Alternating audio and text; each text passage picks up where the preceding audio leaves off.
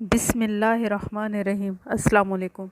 آج میں مینار پاکستان کیس کے بارے میں ڈسکس کروں گی کہ عائشہ اکرام اور ریمبو کی بیسیکلی لڑائی کیوں ہوئی، لڑائی کی وجہ کیا تھی، اور اس کے علاوہ کچھ اور آڈیوز بھی لیک ہوئی ہیں ریمبو اور عائشہ اکرم کی جو ٹک ٹاکر ہے، تو اس کے بارے میں بھی ڈسکس کرنا ہے۔ یہ کیس انتہائی گھٹیا کیس ہے۔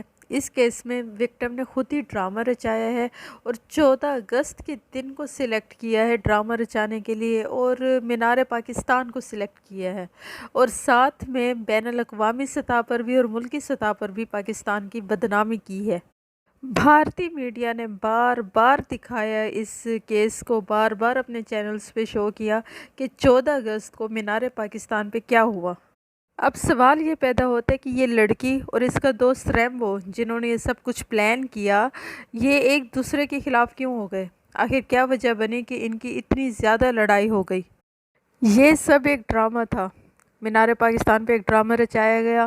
اس ڈرامے کے بعد یہ لوگ چلے جاتے ہیں مینار پاکستان سے، اور ایک جگہ پر بیٹھ کر وہاں پر لڑکی کو کپڑے بھی پہنائے جاتے ہیں، اور اس کے بعد جو ہے مطلب لڑکی کے کپڑے چینج کروائے جاتے ہیں، اور اس کے بعد کھانا کھایا جاتا ہے۔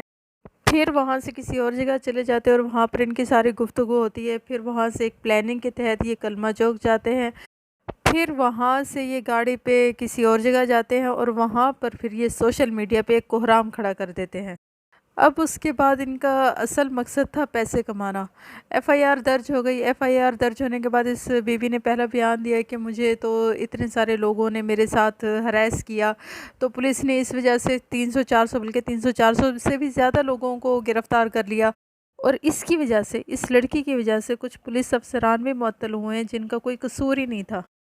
پھر اس کے بعد ان لوگوں کی شہرت میں اضافہ ہونا شروع ہو گیا، کیونکہ مختلف سیاستدانوں نے حکومت پہ انگلی اٹھانا شروع کر دی اور حکومت کو نااہل قرار دینا شروع کر دیا۔ تو اس کے بعد پھر حکومت نے ایسے اقدامات کیے جو کہ نہیں اٹھانے چاہیے تھے۔ اب ہوتا یہ ہے کہ ان کو شہرت مل گئی۔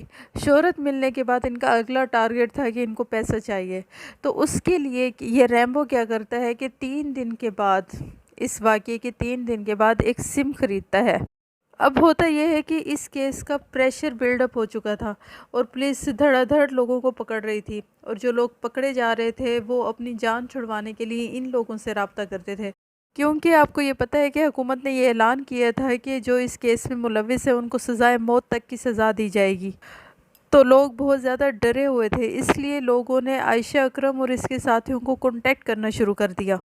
اب ہوتا ایسے ہے کہ ان دونوں نے، ریمبو اور اس لڑکی عائشہ نے، ان دونوں نے اپنے ٹارگٹس تقسیم کر لیے، اپنے اپنے ٹارگٹس بنا لیے۔ ریمبو کا یہ ٹارگٹ تھا کہ یہ پیسے پکڑے گا، اور عائشہ کا یہ ٹارگٹ تھا کہ یہ پولیس میں جائے گی، پولیس اسٹیشن جائے گی شناخت کے لیے، اور ریمبو جو ہے پیسے پکڑا کرے گا۔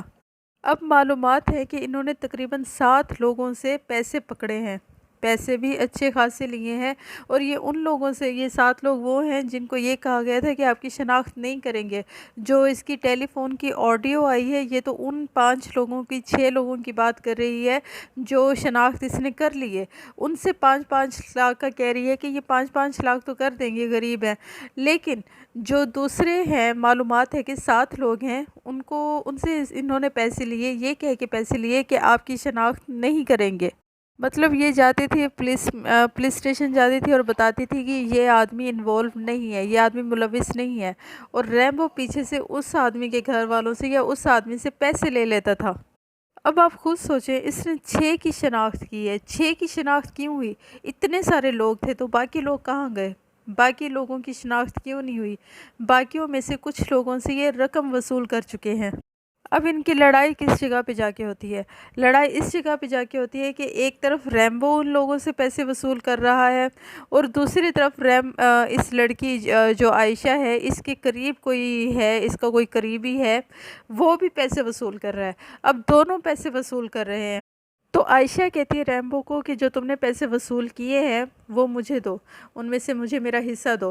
تو ریمبو کہتا ہے جو تمہارا قریبی ہے، جو تمہارے ساتھ ہوتا ہے، وہ بھی تو پیسے وصول کر رہا ہے، ان پیسوں کو بھی تو بیچ میں لاؤ۔ تو یہاں پر ان کی آپس میں لڑائی شروع ہوتی ہے، یہاں پر ان کا اصل پھڈا سٹارٹ ہوتا ہے۔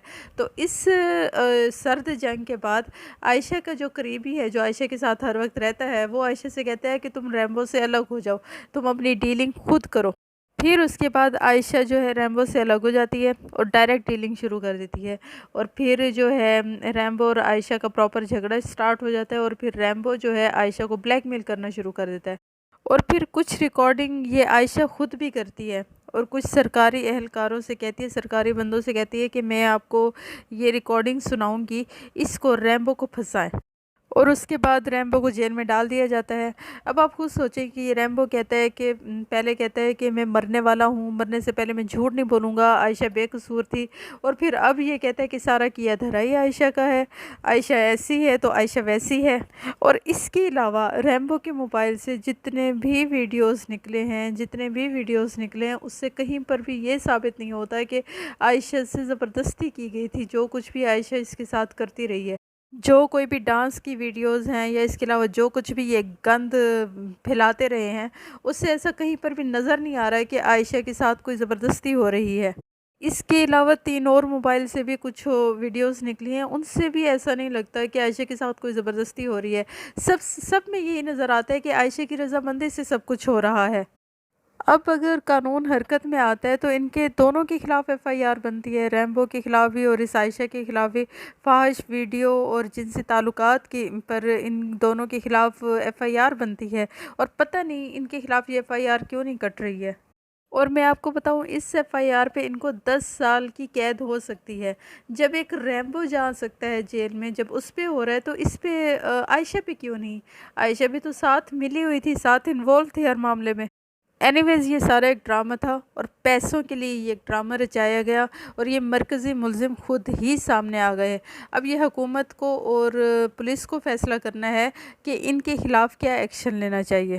اب تو ویسے بھی ان کی بہت سی آڈیوز لیک ہو رہی ہیں، ایک کے بعد ایک آڈیو سامنے آ رہی ہے۔ پہلے تو یہ آڈیو تھی کہ 6 بندوں سے 5-5 لاکھ لینے والی بات کر رہے تھے، اب دوسری آڈیو بھی سامنے آئی ہے جس میں یہ کہہ رہی ہے عائشہ ریمبو کو کہ ایف آئی اے والوں کے سامنے زیادہ نہیں بولنا۔